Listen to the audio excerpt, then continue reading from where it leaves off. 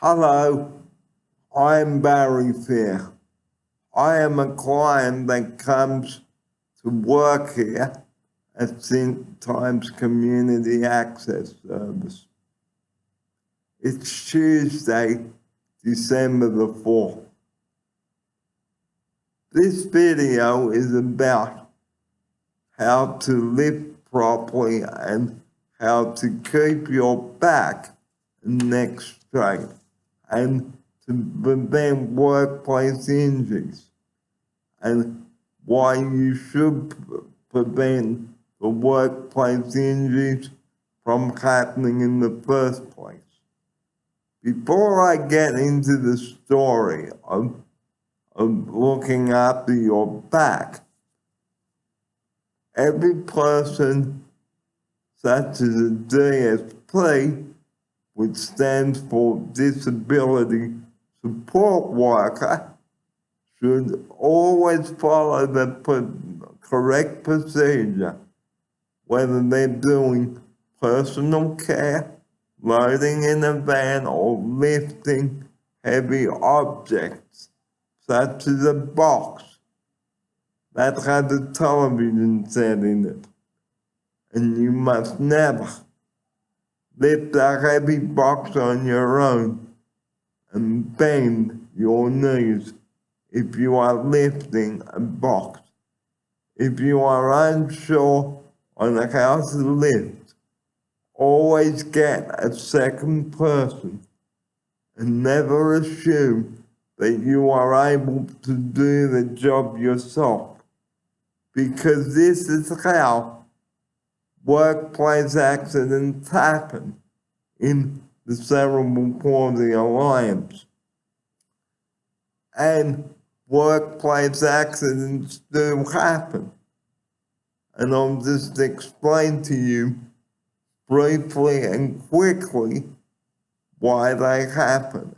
And it's because a disability support worker has assumed that he or she can do the job themselves, and they thought, okay, I can do this, and then they twist their back by lifting him or her in the wrong position. And they knew that they should have got a second person before he or she started the job. It is always very important to get someone to help you in whatever job you are doing, such as this. When doing personal care, if you attempt to lift a client that is a couple of kilos, you are in for trouble. You only have the one back, everybody.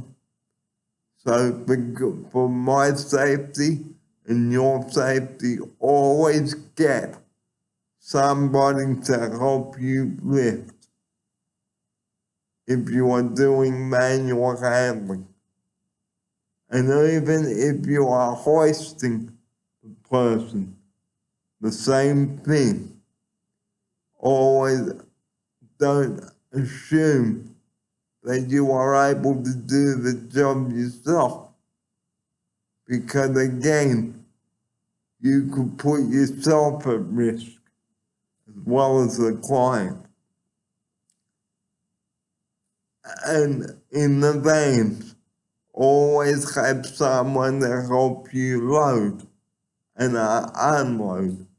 And be careful how you strap a wheelchair in. Do not bend the wrong way, because again, that's how staff get injured. And never jump off a hoist, lower yourself down, or raise yourself up on the hoist, and never jump from the vehicle. if the hoist is down. Raise the hoist up and then put yourself on it, hold the handle of the hoist, and then lower yourself down. This is the safest way of doing it. Because if you jump down, suddenly you could hurt your neck and back, and then there will be a fine to do. You've hurt your neck and back.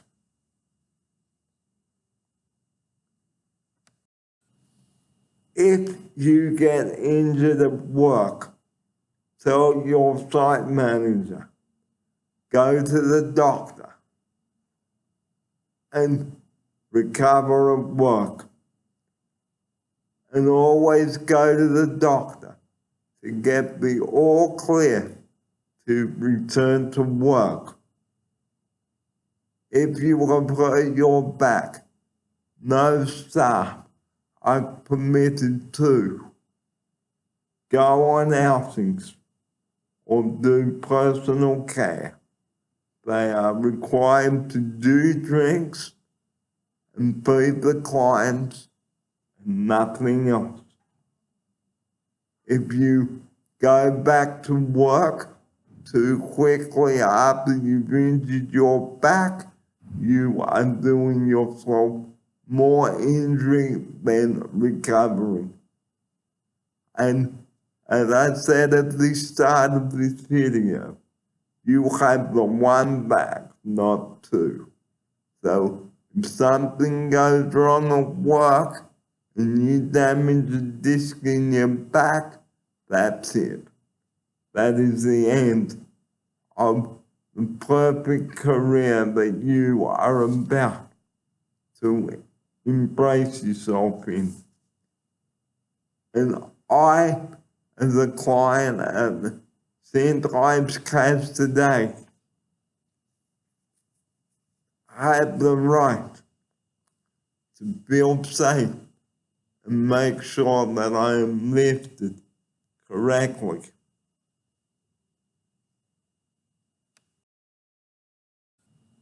In any other job such as this, you must lift the correct way, not the wrong way, and follow the correct procedure.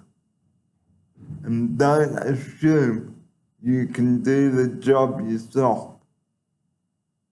If you try and lift a client from the bed or into bed without proper help, again, you are doing your back more injury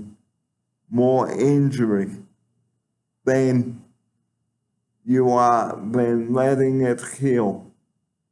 Because the disc in your back could be damaged. So the advice that I would like to give to you today is lift correctly and get a trolley to lift that heavy item, or get a forklift, and that way you are saving your back a lot of injury. If you injure your back, you are out of the job. And I don't like to have to say this on video, but it is the truth of the matter. Injuries to your back and neck can be quite serious, and you don't want to be out of work. That's the last thing.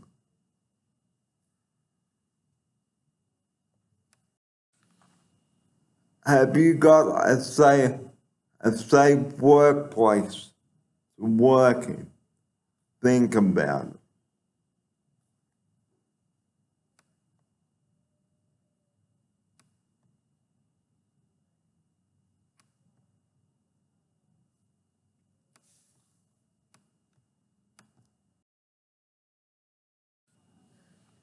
If you are working at your desk, make sure you sit straight and don't slouch.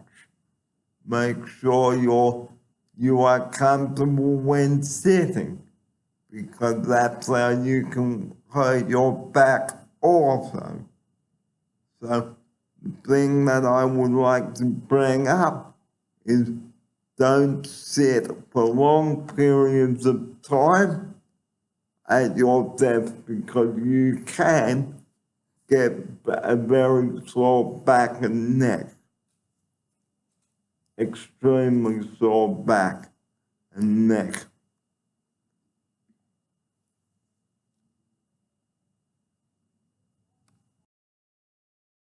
Last thing I would like to talk about on video today is this.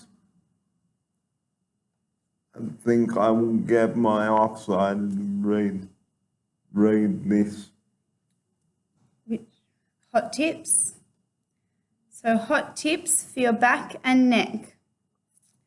Maintain your natural curves, avoid twisting and bending, and lift or move loads within your own capacity. Do you have suitable equipment and a well-designed workspace for your tasks? Next one. Hot tip number 2, shoulder and arm joints. The strongest position for most tasks is with the shoulders relaxed, upper arms by the side of the body, elbows bent to about 90 degrees, and the wrists and hands in the handshake position, e.g. pushing a trolley rather than pulling. Show the handshake position. So we're going. Like this. Perfect position like that. Hot tip number 3. Wrists, yeah. So just repeating, rather than pushing a trolley, pull it. The other way around. So you're pushing a trolley. Oops, incorrect. You're testing everyone, and the correct answer is? Pushing. Perfect. And then for the wrists and elbows? So just to give you viewers an idea, a handshake With the straight wrist. and with a straight wrist. Perfect. And then that's the strongest position is that position, the handshake position, which they also call the neutral position.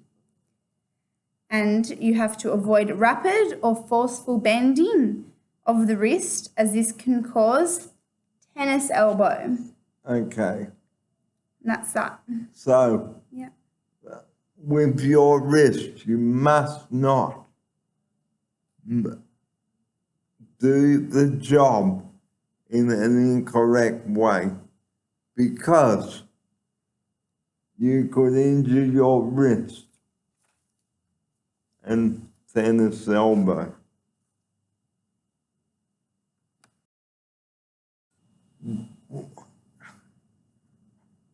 Hold on, I'm gonna